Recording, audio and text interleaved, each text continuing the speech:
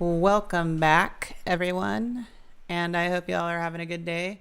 Today, I have with me Mr. Charlie from Overtime Arcade, and Hey Jade. hi, and he's always in Overdrive. I don't know if you guys who are here watch his channel, but if you don't, you should definitely check it out because he does these really like long, but they're informative videos, and you get to see a lot of the things that he does with these cabs that he picks up. Because you pick up a lot of like beaters, right? Like you get a lot of Just absolute garbage. um, Mouse infested, waterlogged, just falling apart junk. I yeah, love it. yeah. The oh my god, the water logging though. That's like the worst. Well, and I just got one. I see Dell from Delusionals Arcade is in the live chat. My latest pickup, which I haven't done a video of yet, was from him, and that puppy's going to need a little TLC as well. Oh really? Okay, let me get back over to the chat here. But thank y'all for joining us. And hi to everyone who's in the chat. I am just kind of catching up here. There we go. Hi, hello, hey, hey, hey. So, anyways, it's good to have you on here. So your channel kind of popped up. Like, how long has your channel been around for, actually? Uh, about 7 months. I think I created the channel in September and uploaded my first video maybe in October or so. Okay. Yeah. Yeah, but you kind of like popped up, and I mean, you just get a lot of cool pickups and stuff. Like, I'm trying to think. Like, did I did I randomly see you? Like, did you just randomly show up in my feed? Because I feel like there's some content creators who I kind of catch, and then I comment on their stuff, and I'm like, oh, they're doing like cool stuff, so I'll like repost or something like that. Yeah, you never know how like the algorithm does its thing, right? Like how you discover things, what it decides to put in front of you. I hear from people frequently, right? They're like, they watch this kind of stuff all the time and only just all of a sudden found my channel or somebody else's channel. So, there's so much content out there that, discoverability is always tricky. It's okay. So this is just a random fun fact. I was looking randomly to see could I put a monitor, like a CRT monitor, in an arcade cab, and I'm like, looking through forums and stuff, and lo and behold, Mr. Delusional pops up in a forum thread, and he's like, "Yeah, I've done this." He's like, here he's got pictures of it. I'm like, "Oh, holy cow!" So I kind of like looked through, paged through it and stuff, but I was like, oh, that's really interesting. I didn't know you could do like I I assumed that it was possible, but I didn't know that it was like not that complicated to put a CRT computer monitor like in an arcade cab. So, anyways, shout out to Yeah, as Delusional long as you there. got yeah, and Dell's awesome. His channel's been around for, quite a few years, maybe 10 years, or might be coming up on 10 years. And I just met him for the first time this past weekend, which was a lot of fun. But yeah, you can definitely use a computer monitor as long as you've got the right, signal, going to it and the right, connectors, because sometimes there's a bit of a difference between what a game will output and what a computer monitor will expect. But with the right adapters, or whatever, you can always make it work. Yeah, for sure. So, anyways, here is Charlie's channel: Overtime Arcade, game restorations, repairs, and more. So much more. So much more. And he's got a lot of really cool videos. Like, if you're into coin ops or just looking at arcade stuff, like, this is a great channel to go to. And a lot of the videos that he does are just kind of like you're just sitting there following along.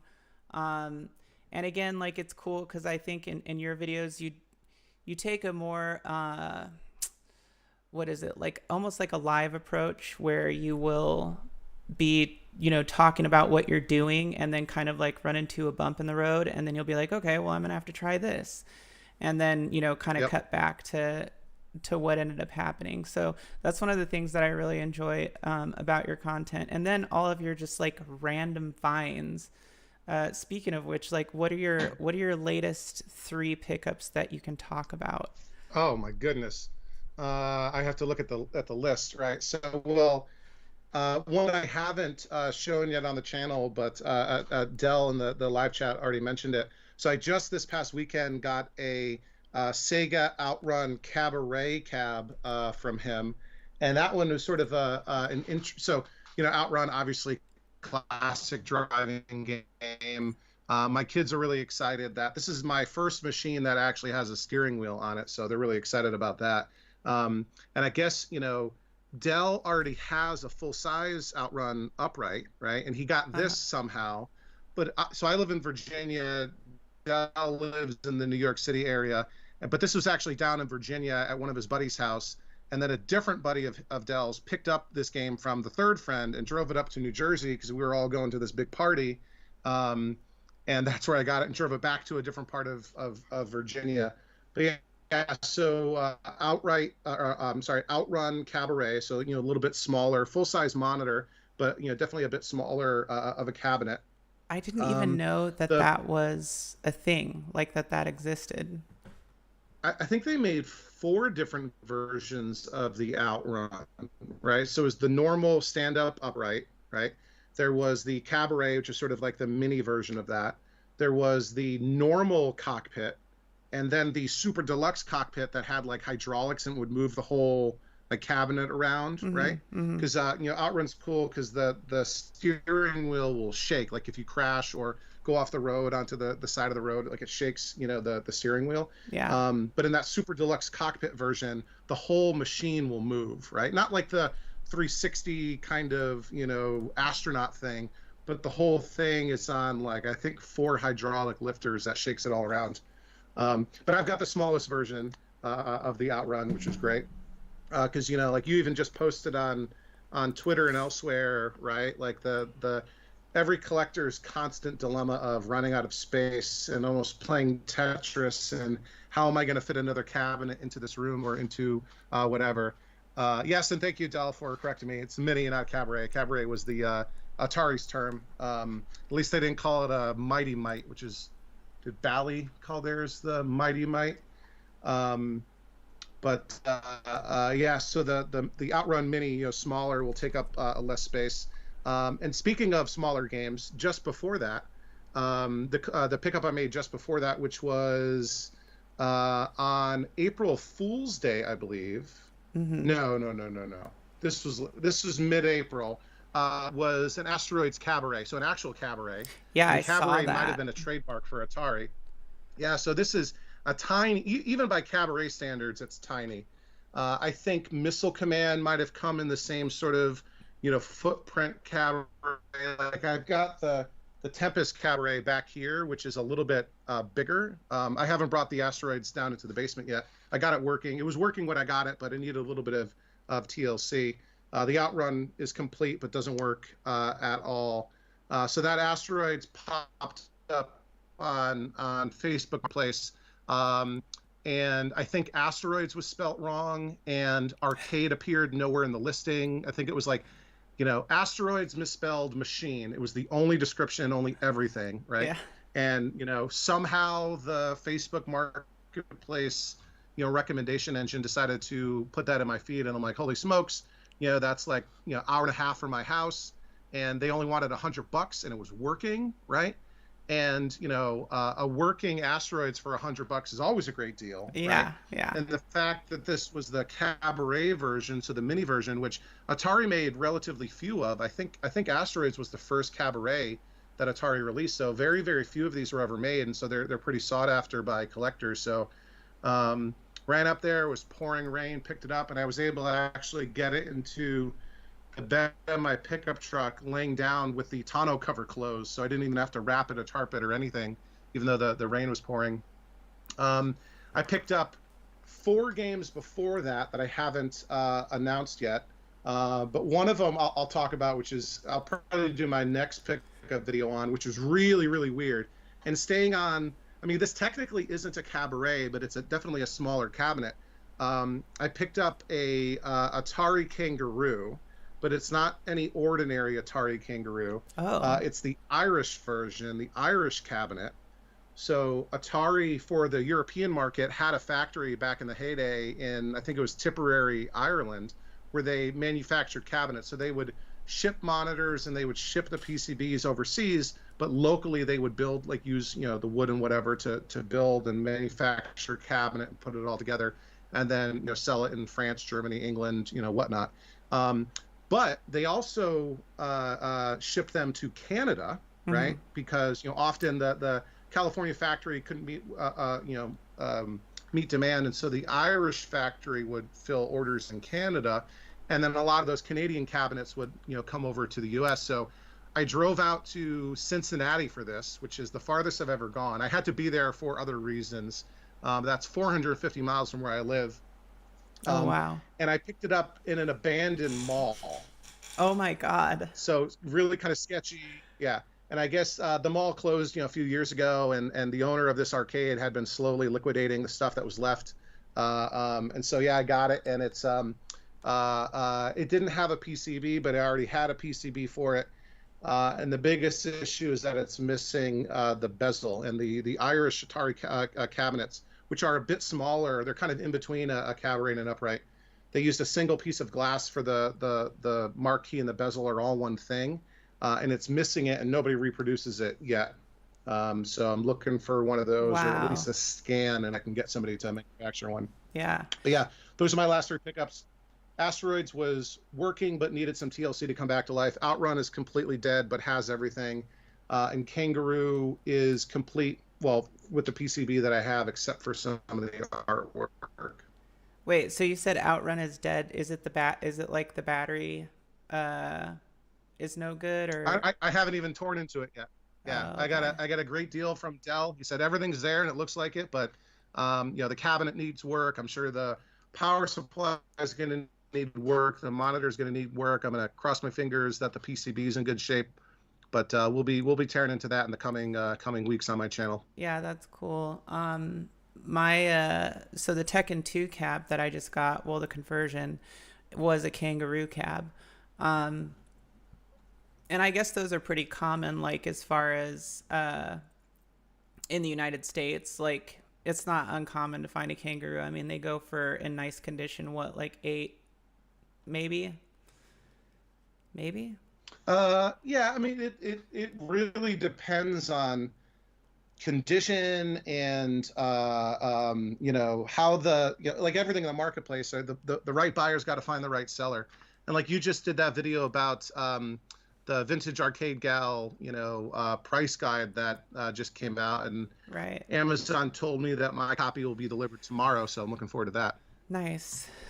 Yeah, but anyways, so that was converted, that Kangaroo cabinet, and I guess the main thing that I cared about was knowing what cabinet it was, because it still had like all the Atari serials and labels on the back of it, and there was like a I did for a moment think, should I convert this back to a Kangaroo, or should I just go with what it's been converted to? And I thought about it, and I was like, no, there's definitely historical value. I mean, for me, there's definitely historic value in the fact that it was converted to a Tekken 2 in the late 90s probably, and I thought that's cool. So I just kind of like cleaned it up a lot. I cleaned it up and just put like a fresh coat of paint over it and some new T-molding and did the control panel. But anyways, I guess my point is just that was like one of the cases where to me, it was more worth it to keep it as a converted cab, because now I can run other System 11 games in there technically. So it's kind of cool.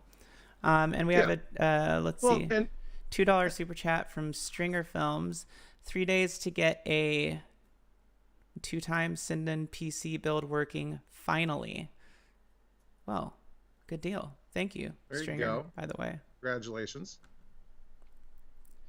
That's and why... let's be honest. With the Kangaroo, unless you really, really like Kangaroo, it's not a very good game. Right? It's a kind of a poor imitation of Donkey Kong, right? Yeah. And you know, if you ever get tired of Tekken 2, you know, you can always, you know, convert it back. Yeah, I don't think I will ever do that. I have another. I have a Soul Edge version 2 PCB that I picked up for fairly cheap. So I'm like, if anything, I can just put it in there and either use a switcher or just swap them out. So it's kind of cool for that. Yeah. But anyways, yeah.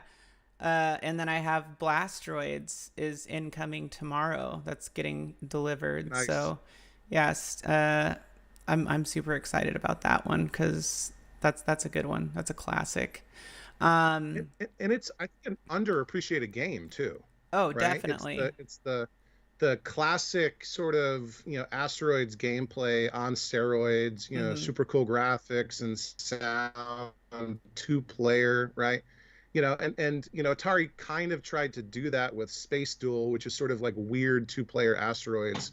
But I think Blasteroids is a much more like enjoyable game. You know, Space Duel is like hard to even think because you're like, you know, you're kind of tethered to the other players sometimes, and it just gets strange. Yeah, Blastroids is just a fantastic game. And it was supposed to be kind of like an unwritten remake or sequel to Asteroids, like the Asteroids franchise, I guess. And that came Hmm. out in '88. Legacy. So that was, yeah. And that was like, that time frame where arcades were kind of, in a slope, so to speak. And so I don't think it really got as much attention, well, really at all, or grossed enough that they did very much with it. So there was only 2,000 of them made. Yeah, I mean, until Street Fighter 2 came out, you know, the arcade scene was kind of on life support for Yeah, sure. yeah, yeah. As speaking of which, I have this like, I don't know if it's really a debate, but I want to ask you this question. Um, Okay. with so I mean you're kind of like a and I'm asking you this, but are you do you consider yourself kind of like a purist as far as like if you want a cabinet to have like a CRT in it, you want to keep it as original looking as possible or as authentic as possible, I guess. Or That, so you're more of like a preservationist. yeah, I wouldn't say purist, but definitely preservationist, right? Yeah. I was actually just having a conversation earlier today with a fellow, you know, Claw forum member kind of about this, right? So my perspective is, you know, in an ideal scenario, I'm always going to want to have the original parts, you know, everything, right? Right. Right. And as much as possible, that's what I try to do. That's what I try to find. You know, even if you have to, you know, cannibalize parts from a machine that got parted out, you know, so that others can live again, you know, type of stuff. Um, you know, and so like all of my games that, you know, originally came with, for example, like old school linear power supplies, they all run, you know, the original power supply. I'll use a switching power supply for testing, right? If I'm Mm-hmm. working on something, or if I'm, you know, waiting to, you know, find a good deal on the original part. Like, but if I ever, you know, go with something that's like, um, you know, like that, I always view it as like a temporary fix, you know, while I'm trying to find, you know, the original thing, you know, available for a decent price. Yeah, definitely Right. not Dell, definitely not. Um, uh, uh, but you know, and like I'll even take, you know, like you saw with my my joust, right? Like I would rather have you know, sort of even maybe marginal original artwork over a pristine reproduction, right? Like you can get new, you know, whether it's vinyl Oh decals yeah. or re-stencil or whatever. Right. I mean, if it's fully gone and like my Miss Pack is just too far gone to preserve that side art, but like the, you know, the joust for the most part just needed a little bit of touching up and some, you know, Yeah. I had to fix the, you know, water damage at the bottom and a little bit of brown paint to cover it up. Mm-hmm. So I Yeah. wouldn't say like I'm a zealot or anything. It's just that's the sort of, you know, direction I gravitate towards. No, I agree. I'm in that same exact boat. Like I will do whatever I can to preserve what's there and to use it if I can. Um, but I want to use as much of the original cabinet as possible. For like for example, like in one case where I wish I wouldn't have had to, and I even tried to preserve some of it, was my Donkey Kong cab, which was in a house fire. And so one of the side Oh, art, wow. yeah, one of the side art panels wasn't even there. And then the other one was like melted onto it. So I had to like roller the sticker off, and it was just a mess. So I mean, I ended up painting both sides and then putting, new artwork on it and everything. And then the marquee was melted, so I had to order one from Mike's Arcade. Yep. But anyways, if I could have preserved any of that, I would have. I think one of the cabs that I've done that with was the Fast and Furious, where there's some damage to the side art, but I just cleaned it up and like kept it as is, because it's not enough to substantiate me saying, oh, I just need to replace this so it looks brand new. Yep. And Because it it, never looked brand new in real life, right? Like, right, the patina is right. what we all remember. Games got beat up. Yeah. And but as far as like LCDs go, I would say that I would do like everything in my power not to put one in a cab, unless like I had one in there just to be able to play it until I could get a replacement for it. But it is getting harder and harder to come by CRTs. And, even if you do a cap kit and stuff like that, a lot of these CRTs have like burn in and stuff like that. So it Yep. is getting more and more difficult to find those. And usually, even on the collector's market, if you see people selling them, like they're kind of asking a lot for them. So it's kind of a bummer in some ways, but I guess that kind of like leads me to my next topic that I want to ask you about, which is, what do you think the future is like as things become more scarce, and parts and arcade cabinets and stuff like that? Like, what do you kind of like foresee, where do you foresee like the hobby going? Like, I'm always curious to hear what people think, and like how in your mind do you think that we could continue to preserve it with, you know um we're losing resources, so to speak. Yeah.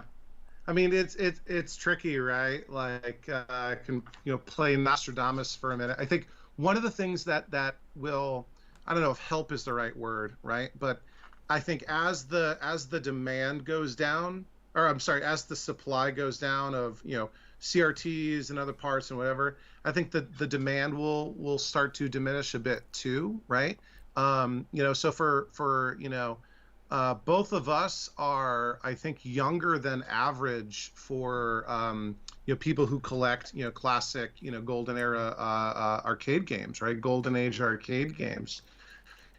So most people that and I think you and I were probably we weren't teenagers in the 80s, right? We were little kids in the 80s. Mm-hmm. And those the sort of like the sort of boom of this collector market, or the biggest part of this collector market. Like, you can look at the same YouTube viewer analytics that I do. Most of my viewers are like in their 50s, right?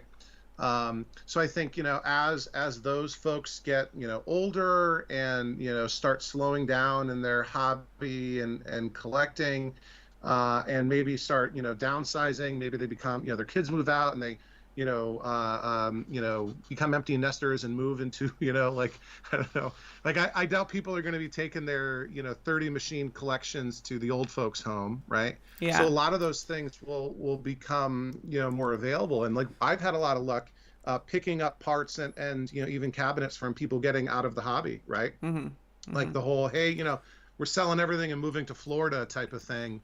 And like, they're not taking their their shelves, their storage shelves of CRTs with them. So I think that's one part of it.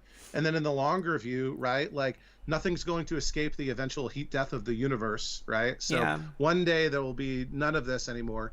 But I also wouldn't be surprised, given because it's also not just the arcade collecting community. It's also like retro gamers and that sort of stuff. There's a big demand for CRTs on in that place too, and we're not that far removed. I think the last factory that manufactured CRTs only closed down like 10 or 15 years ago.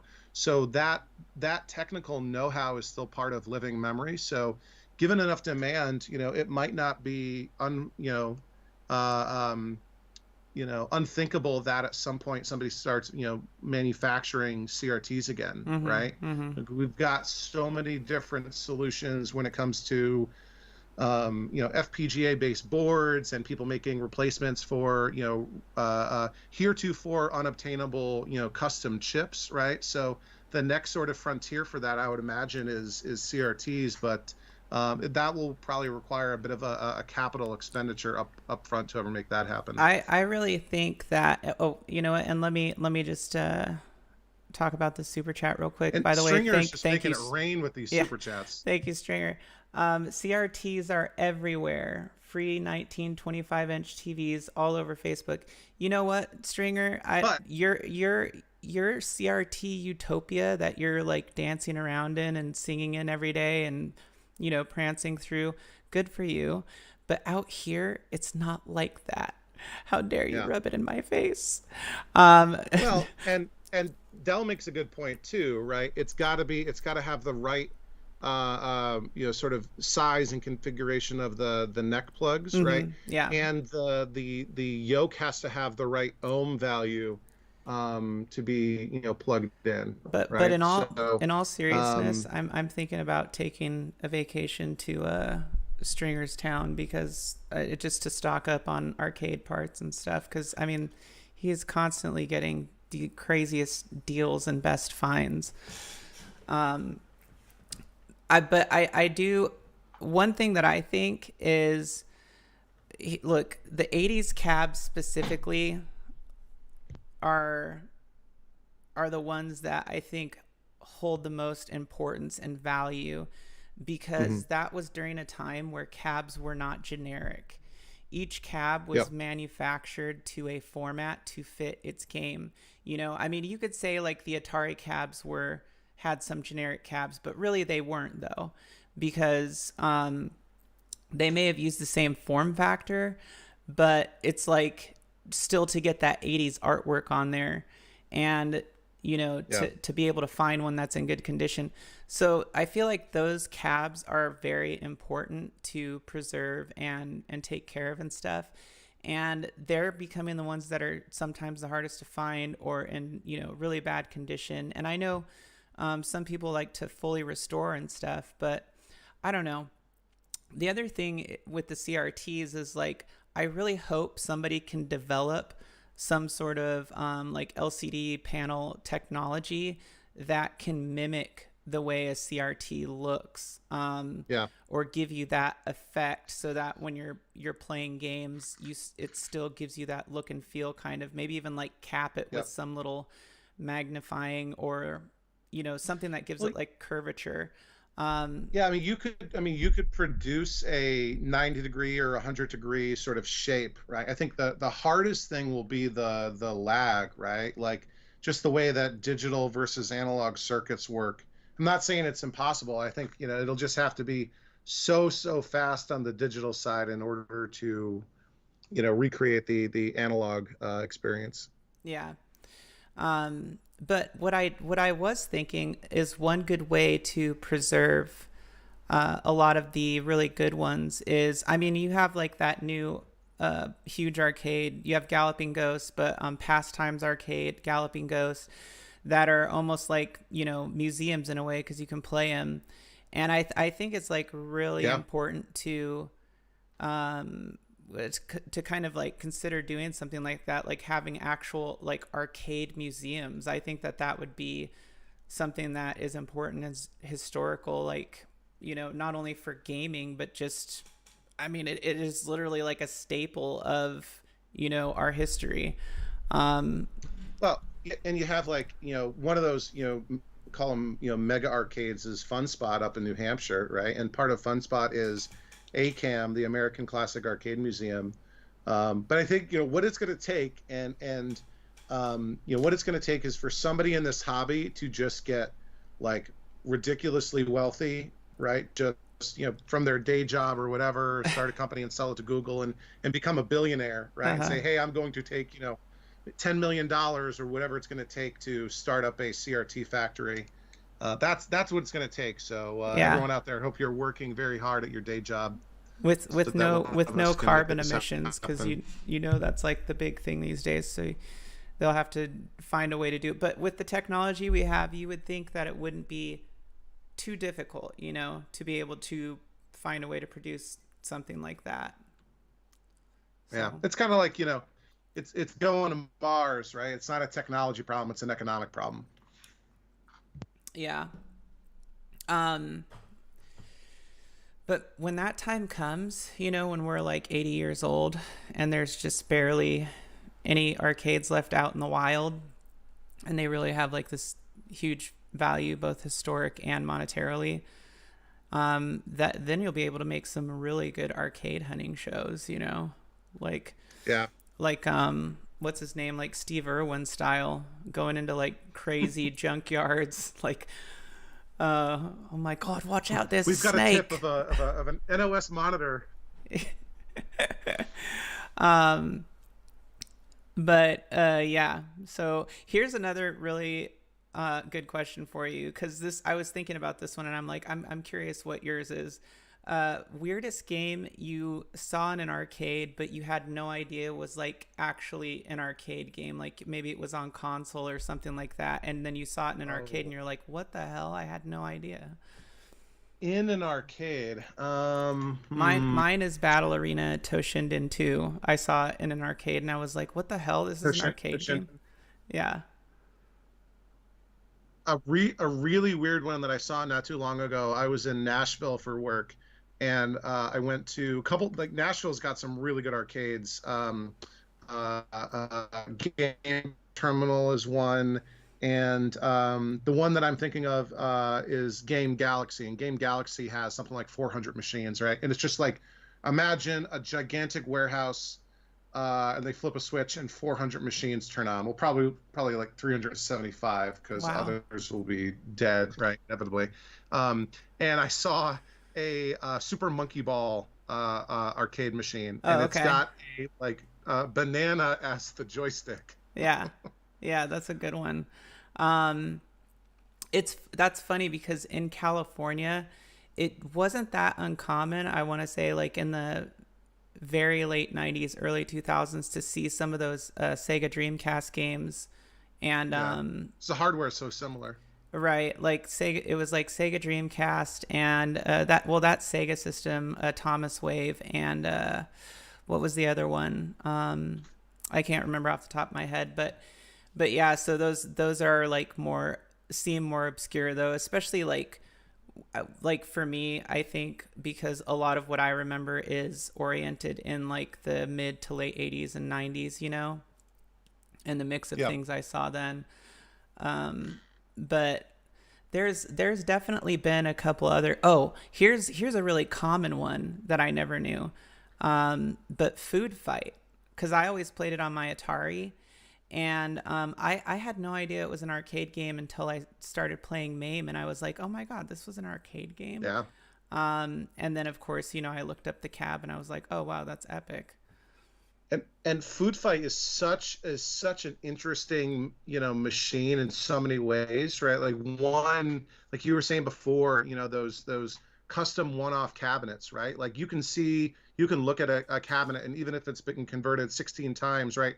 You look at it and you instantly know that was a Food Fight based on the silhouette, Right. right? It had that, crazy, joystick. I forget what the name of it is, right? Like that really weird, almost, was it similar to the 720 joystick? It was made by, that game was programmed by GCC, right? General Computer Corp. Those are the folks that made Super Missile Attack, and then Atari sued them, and then they used that lawsuit to trick Midway into buying Ms. Pac-Man from them, right? Hmm. And then the result of that lawsuit that Atari was about to lose, they settled and hired GCC to make games for them, and that was like the settlement. Oh, you'll make 4 games for us. And like Atari like didn't expect them to actually make games. They thought it was just like make this problem go away. But then GCC actually made they made Food Fight from that contract. They made Quantum, which is also a super interesting game. and I think they made at least two, maybe 2600 games. But yeah, Food Fight is definitely one of those. That's the top of many collectors lists. Yeah. And Delusional says K4900 is my fave. It's ironic. That's For my some reason, favorite too. it's been popping up all over the place in my life lately. But that's the I have a 4900. tube sitting in my garage right now, and then I have my chassis is out with Ralph is actually recapping it for me because we're doing like a collab video, and There you go. but yeah, it's I mean those are sweet 19-inch monitors. Mine has I like a got little bit of burn in, two and of them then right here. yeah, and my Blastroids that's coming, the monitor in there was out of I think a Pac-Man or a Miss Pac-Man, and you can see the burn-in on the screen a Hmm. little bit, and I'm wondering if that is also like a 4900, because the way the Yeah. screen is adjusted is it's like it's small and like kind of in the center of the screen. So I'm like, I wonder if they don't have like the pots to adjust it, because you know how there was like different versions of it. I think there was like a 2, 3, and 4, or maybe even 5 Hmm. pot version. Um, Yep. yeah, I think what is it like 4 or 5 variants of the K4900? And there's even variants of variants, right? There's Right. like some have a little vertical board on them. Yeah. Yeah. Yeah. But anyways, so I'm like curious to get in there and see what the deal is with the monitor. But that was one of the reasons why I was looking at threads to see if you could put a what is it like a computer CRT into an Hmm. arcade cab, and I was curious to see how it looked, kind of more than anything, because you know the image on those is sharper than like a standard Yep. CRT. So um but anyways, Yeah. yeah. VGA instead of CGA or whatever. Yeah, yeah, yeah. So yeah, I mean that's always like an interesting subject to me, though, because there's always kind of like random games, and a lot of times I'll see them in MAME now. You know, if I'm scrolling through MAME or whatever, and I'll see some game, and I'll be like, oh my god, this I didn't even know this was an arcade game. So it's always interesting to see that. But then I wonder, you know, like what did it look like in the arcade? Like what did the cabinet look like? And stuff like that. And usually if it's like past like 90s or beyond, it's pretty generic. Um, Well, and there was I think there was an interesting kind of evolution, and one of the things that was keeping the arcades alive, right? Like before the sort of fighter boom with Street Fighter 2 and Mortal Kombat was, the industry had moved almost entirely to console, right? That's where they were all making their money, and they were almost using the arcade you know market as like test runs, right? Because mm-hmm. you could build a prototype of a game, right? Release it as a JAMA PCB, right? And you didn't have to manufacture an entire cabinet or whatever, right? Sell it as a JAMA PCB Right. and see if it caught fire with gamers in arcades, right? And if it Mm-hmm. did, that would really help you sell the console version, right? Whether you were going to manufacture it or sell the rights to a publisher or something. So, Right. you had a lot of games that had almost like prototype versions released in the arcade before they were refined for the console market. Yeah. Yeah. And it got really interesting when you had like in, let's see, when did PlayStation come out? Like 96 or something like that. But the transition from, you know, PlayStation was pretty much like System 11 type software, because that was all Sony, or excuse me, hardware, Hmm. because that was all Sony hardware. And so getting, you know, games like, for example, Tekken ported over to PlayStation, and then having like the additional soundtrack and cutscenes. And it was like that kind of stuff at that time was like, oh, it's so cool to get an arcade version of the game that plays just like the arcade. But, you know, it's got like all this extra stuff kind of poured into it. So that's like also one of those really interesting things about that time transitionally speaking. But there were still people playing, you know, because that was part of, I guess, the fighting game craze. You know, Virtua Fighter and 3D Fighters came out alongside the latter half of Street Fighter and stuff like that. So uh, there was Well, and just and that was a blessing and a curse, right? So on the one hand, right, once the hardware started becoming very, very close, it made that trend, the porting from the arcade version to the console version very straightforward. But the downside of that was, the experience at home was, often just as good as the experience in the arcade, right? And you didn't have to pay a quarter at a time or get up and go. You could just like roll out of bed and pick up a right, controller. yeah, And so I think that's also similar to like the movie theater industry, now with streaming and all the awesome TVs and surround sound and whatever that you can get at home. Is it really worth it to, drive half an hour to the multiplex, pay $12 for popcorn, right? Sit in, next to, some stranger that you don't know what they're doing, right? Um, that sort of theatrical experience you can get at home now is really, really competitive with the theater experience versus, when we were kids, right? Like, watching the crummy, VHS tape rented from the store was good, but not as good as, right, IMAX or whatever you could see in the theater. yeah, yeah, for sure. Um, and like, okay, did you ever have like the inclination with some of these systems that were coming out? Like mine was really with Dreamcast, kind of with PlayStation, but really with Dreamcast. Like, oh God, I want to like build, an arcade and just stick my Dreamcast in it. But I didn't have like the resources or the know-how at that time. But I remember thinking like, wow, this is so arcade perfect that you could just totally do that. Yes, not necessarily at that generation because I was N64 was my the console I had during that time frame, which was not quite arcade perfect. But I remember being a kid and they had this thing. I think it was towards the end of the NES's heyday. Mm-hmm. They sold something like that in Toys R Us, and I remember seeing it on display. And basically, like, you buy this cabinet, you stick a 13-inch TV or whatever inside of it, and you put basically it was really just kind of like a cabinet that you'd stand in front of with your NES controller. But little kid Charlie thought that was the coolest thing. But now I look back at it like that was not exactly who would want to stand for 10 hours straight playing Legend of Zelda 2 or Right. something. Yeah. Yeah, that's funny. Oh man. Well, yeah. So let me look. Let me look over here. Oh no. Okay.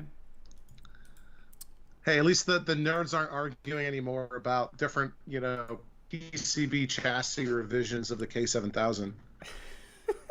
I was like So, interested. sorry, I'm like Dell. I'm like side scrolling that. I'm like, oh, this is interesting. I'm learning. I'm learning. They're Well, like and way just more advanced than me.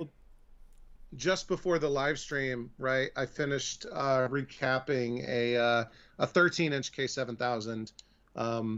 So I still smell flux on my hands, Oh, nice. but yeah. Yeah. I was moving before the show. I was moving stuff around in my garage, making space for that Blastroids that's coming tomorrow. Um, Yeah. I'm so hyped about that because that's like one of my bucket list ones, and I probably like really actually realistically could only house like maybe two more arcade machines, and I'm just really There's really always a way to make room. there is, but I'm really hoping because I really want to get bucket list ones. I'm really really really hoping that somehow some way a Discs of Tron is going to fall into my lap. Um, and that's like, They're out there. yeah. See, did you see Well, that? especially if yeah, I know you were talking about it on a live stream recently, and especially if you are cool with the regular upright and not the environmental one, because like the environmental one is like the holy grail for so many different collectors, the one Oh, that you right. Yeah. No, no, get in no. and I'm talking stand about inside. upright. Yeah. But if you're cool with the regular upright one, right? Like Hmm. I don't I would wager that the longer you stay in the hobby long enough, you'll find one of those for a reasonable price. Well, maybe I'll get lucky one day. The other thing, the cool thing that I've seen people do is they've taken like the soundboard or the extra Hmm. soundboards from the I don't know if it's just chips or if it's the like Oh an actual yeah. board to put the Yep. voices in the upright, and I would love to do that. But I mean, if I Yep. just flat out could even get my hands on one, like I don't even see them anywhere, like not even on like eBay or anything, because I look all over the Well, place. and I think it's interesting, right? Like the geography of things is so different, right? So like, Atari was a California company, and so like often you'll find, even though they had obviously global distribution, right? Like the localness of California to Atari, right? Like whenever you typically find like weird Atari, prototypes, they're usually in California because they were doing some sort of like test run at a, local arcade or whatever. Mm-hmm. And similarly, Discs of Tron being a Bally Midway game and Bally Midway being based in the Chicago area, right? Like I would imagine that, you know, there's a heavier concentration of those games probably in the Midwest, right? And Yeah. then maybe Konami Centuri games down in Florida because they were based in the Miami area. Um, yeah, Nintendo obviously in Washington, right? You always find weird Nintendo stuff in Washington State, but yeah, maybe that can be the your big break in your TV show, like you were talking about, right? She Lion, traveling the country looking for rare arcade machines, and stay tuned for Yeah. the Disc of Tron episode. As I have a cane because I'm so old by then.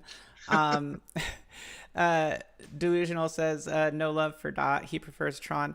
I still love the Tron cab. I mean, both of those cabs are just like beautiful. And the games are Yeah. so cool.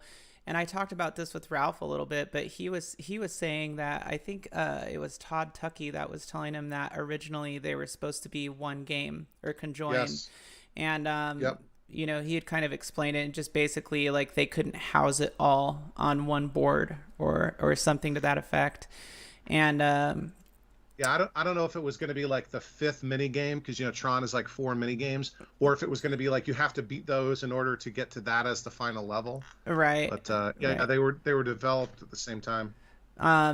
But anyways, I think what is so alluring about Discs of Tron is I mean I really enjoy playing it because it's a very challenging game, but there's just something about the artwork, the colors of the cabinet, the way it uses the mirror and has the backgrounds and mirrors Yeah, the side art, and I mean on the inside of the bezel and stuff. It just the whole thing is just beautiful it's cabinet. yeah, Yeah, it's just a work of art. And that's again that goes back to like some of these 80s cabs that are just incredible. You look at them and you're just like, wow, this is such an amazing cabinet. I mean, the design, the look of it, they, everything they got to about get it. you to drop that first chord, man. What's that? They gotta appeal to you to get you to drop that first quarter into Right, the right, yeah. machine. Yeah, they were very yeah, I guess they had a machine sex appeal, so to speak. Well, back even back in like the you'll 80s. see some of the old schematics or manuals or whatever. They don't call them a marquee. They call them the attract panel, Mm. right? To attract that customer to come over. And thank Got you. another super chat. Yeah, thank you, Ezekiel. He says, "Hey Jade, and hello overtime. Thank you for the super Hello, chat. Ezekiel. Great to have you We were here, just talking about Chicago Chicago." and the home of Bally Midway. Yeah. Um.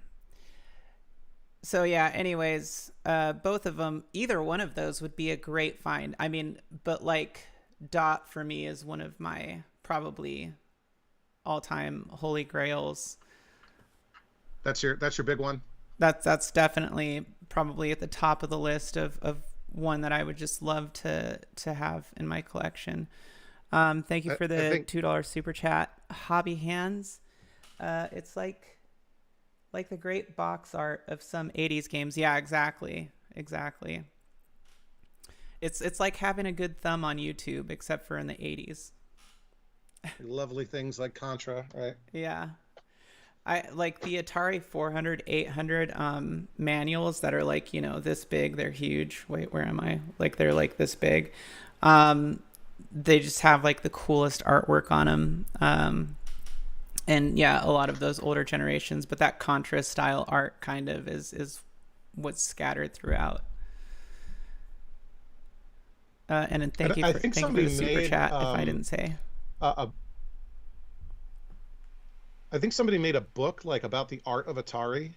And there was I think I was that might be one I have to track down. I was listening to, I think it was the Ted Dabney Experience podcast, and they were interviewing, I think, the person who put that book together, The Art of Atari, and went oh, through okay, all of the, because they had like full time, professional artists like painting, these amazing, you know, like the box art for 2600 games and the side art for arcade cabinets, and it was just amazing. yeah, that is cool. One of my kind of favorite, really like dark styles of like game artwork from back in the day was H.R. Geiger or Giger. I think it's Geiger. Oh yeah, He did like I think it's Geiger. yeah, he did like so many different uh like just incredible pieces of art, but there was a couple of them that were actually done for like video game artwork. It's cool stuff. So Well, what and is that your inspired, I think, the aesthetic of Alien, right? yeah, And yeah. what was the isn't it like Cthulhu like inspired him or something? Like the what was the author that wrote the Cthulhu books? Anyway, Yeah, and everyone watching can go and Google it. yeah, he just is was just one of those incredibles, kind of like, Michelangelo, Leonardo, uh just really did Oh yeah. some incredible different stuff.